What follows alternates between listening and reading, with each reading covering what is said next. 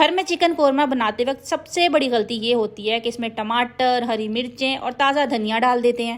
بس اسی ایک لمحے میں چکن قورمہ عام سا سالن بن جاتا ہے، اور پھر چاہے کتنا بھی مسالہ ڈالیں وہ ذائقہ کبھی بھی نہیں آتا. اصل چکن قورمہ صرف خشک مسالے اور دہی ڈال کر بنتا ہے، اور آج وہی بنائیں گے. 1 کلو چکن کے لیے 3 میڈیم سائز کے پیاز لیں، اور یہ کوانٹٹی کم مت کریں. پیاز کم ہو تو چکن قورمہ بے جان اور پھیکا رہتا ہے. پیاز لمبائی میں کاٹیں، گول نہیں. لمبے کٹے پیاز یکساں پکتے ہیں اور بہتر رنگ دیتے ہیں. 1 کپ تیل گرم کریں اور پیاز ڈالیں. اور یہاں وہ غلطی جو چکن قورمے کو ہمیشہ کڑوا کر دیتی ہے، پیاز کو تیل میں بالکل گولڈن مت کریں. جب ابھی تھوڑے سفید ہوں اسی وقت فلیم بند کریں اور نکال لیں. پیاز اپنی گرمی میں پکتے رہتے ہیں اور باہر آ کر خود بخود پرفیکٹ گولڈن ہو جاتے ہیں. اگر تیل میں گولڈن کر لیے جائیں تو باہر آ کر سیاہ ہو جائیں گے اور چکن قورمہ کڑوا اور رنگ خراب. یہ غلطی ناقابل واپسی ہے. یہ تیل جس میں پیاز تلے ہیں پھینکیں بالکل نہیں. اسی تیل میں پورا چکن قورمہ بنے گا، اور یہی وہ تیل ہے جو چکن قورمے کا وہ گہرا ذائقہ دیتا ہے. ابھی رکیں، اگلا سٹیپ وہ ہے جو چکن قورمے کی خوشبو اور ذائقہ دونوں ایک ساتھ بناتا ہے. اسی کڑاہی میں 1 تیز پتہ، 3 چھوٹی ہری الائچیاں، 3 لونگ اور 6-7 کالی مرچیں ڈالیں. 3 سیکنڈ فرائی کریں، زیادہ نہیں ورنہ مسالے جل جائیں گے. پھر 1 ٹی اسپون لہسن اور 1 ٹی اسپون ادرک کا پیسٹ ڈالیں. باریک پسا ہوا ہونا چاہیے، کوئی ٹکڑا نہ ہو اس میں. موٹا پیسٹ چکن قورمے کی گریوی کو کھردرا کر دیتا ہے. جسٹ 1 منٹ کے لیے اسے فرائی کریں اور اب اس میں چکن ڈال دیں. اور پہلے یہ ایک کام کریں، چکن کے ٹکڑوں پر چھوٹے چھوٹے کٹ لگائیں. کٹ لگائیں تو مسالہ اندر تک جاتا ہے، کٹ نہ لگائیں تو مسالہ باہر رہتا ہے اور چکن اندر سے پھیکا رہتا ہے، چاہے کتنی دیر بھی پکائیں. لو ٹو میڈیم فلیم پر 7 سے 8 منٹ چکن فرائی کریں. یہ سٹیپ بالکل نہیں چھوڑنا آپ نے. اس بھنائی سے چکن میں وہ خوشبو آتی ہے جو چکن قورمے کو شادی والا ذائقہ دیتی ہے. چکن فرائی ہو رہا ہے، اتنی دیر میں مسالہ تیار کر لیں. 1 پاؤ دہی لیں.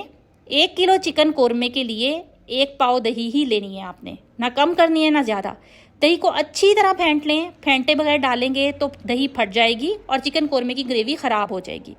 دہی میں اب شامل کریں نمک حسب ذائقہ، 1.5 چائے کا چمچ سرخ مرچ پاؤڈر، 1 چائے کا چمچ سوکھا دھنیا پاؤڈر، 1 چائے کا چمچ زیرہ، آدھا چائے کا چمچ ہلدی، 1 چائے کا چمچ پیپریکا پاؤڈر. پیپریکا پاؤڈر نہ ہو تو اس کی جگہ آپ کشمیری لال مرچ ڈال سکتے ہیں، لیکن آپ نے ڈالنا ضرور ہے. اس سے آپ کے چکن قورمے کا کلر بہت پیارا آتا ہے، ورنہ پھیکا پھیکا لگتا ہے. یہ سب دہی میں اچھی طرح مکس کر لیں. چکن فرائی ہو گیا، اب دہی والا مسالہ ڈالیں. فلیم لو کریں اور مسلسل چمچ ہلاتے رہیں، رکیں نہیں. رکیں گے تو دہی پھٹ جائے گی اور چکن قورمہ خراب ہو جائے گا. اس کے بعد آپ اسے ڈھک دیں اور 35 سے 40 منٹ لو فلیم پر اسے پکنے دیں. پانی بالکل بھی نہیں ڈالنا ہے اس میں دہی اپنا پانی چھوڑے گی اور چکن بھی اپنا پانی چھوڑے گا. پانی ڈالیں گے تو چکن قورمے کی گریوی پتلی ہو جائے گی اور وہ دانے دار ٹیکسچر کبھی بھی نہیں آئے گا. بیچ میں چیک کرتے رہیں، چمچ سے زیادہ مت ہلائیں. آخری مرحلے میں کڑاہی کو آہستہ سے ہلائیں. زیادہ چمچ چلائیں گے تو چکن ٹوٹ جائے گا اور چکن قورمے کی شکل خراب ہو جائے گی. 40 منٹ بعد چکن نرم ہو گیا. اب وہ پیاز جو گولڈن کیے تھے انہیں پیس لیں، گرائنڈر میں یا ہون دستے میں، جو بھی آپ کے پاس اویلیبل ہو. اور پھر آپ نے یہ پیاز چکن کے اندر شامل کر دینے ہیں اور اس کے بعد آپ نے ڈھکن رکھ کے فلیم لو کر دینی ہے. یاد رکھیں اگر پیاز بہت زیادہ براؤن ہو گئے تھے تو چکن قورمے کا رنگ اور ذائقہ دونوں خراب ہوں گے. گولڈن ہونا چاہیے، سیاہ نہیں. اور آخری اور سب سے اہم سٹیپ وہ مسالہ ہے جو چکن قورمے کو شادی والی خوشبو دیتا ہے. 3 چھوٹی ہری الائچیاں، 2 بڑی الائچیاں، جائفل کا بہت چھوٹا سا 1 ٹکڑا اور جائیوتری کا آدھا پھول. ان سب کو باریک پیس لیں. الائچیوں کے چھلکے آپ نے علیحدہ سے کر دینے ہیں اور جسٹ اس کا پاؤڈر یوز کرنا ہے. اور یہاں وہ بات جو بہت ہی ضروری ہے، جائفل اور جائیوتری بہت تیز ہوتی ہے. بس اتنی ہی مقدار جتنی بتائی ہے. ذرا زیادہ ہوئی تو چکن قورمہ کڑوا اور بد ذائقہ ہو جائے گا اور بعد میں پھر ٹھیک نہیں ہو سکتا. آپ نے اس مسالے میں کوئی بھی گرم مسالہ ایڈ نہیں کرنا. اور یہ مسالہ چکن قورمے میں شامل کر دیں. فلیم تھوڑی تیز کریں اور 1 منٹ بھونیں. آخر میں کیوڑے کا ارک ڈالیں. آپ نے بس چند ڈراپس ڈالنے ہیں، بہت کم. اگر زیادہ ڈل گیا تو اس کی خوشبو بہت تیز ہوتی ہے، چکن قورمے کا اصل ذائقہ دب جائے گا. اس کے بعد آپ نے فلیم کو کر دینا ہے آف اور ڈھکن بند کر دیں اور 4-5 منٹ کے لیے چھوڑ دیں. چکن قورمہ تیار ہے. ڈش آؤٹ کریں اور کاجو یا بھیگے چھلے ہوئے بادام سے گارنش کریں.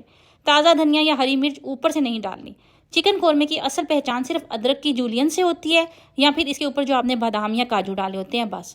یہ ویڈیو ابھی کسی کو بھیجیں جو گھر میں شادیوں والا چکن قورمہ بنانا چاہتا ہو، اور کمنٹ میں بتائیں کہ آپ کے چکن قورمے میں سب سے زیادہ کون سا مسئلہ ہوتا ہے.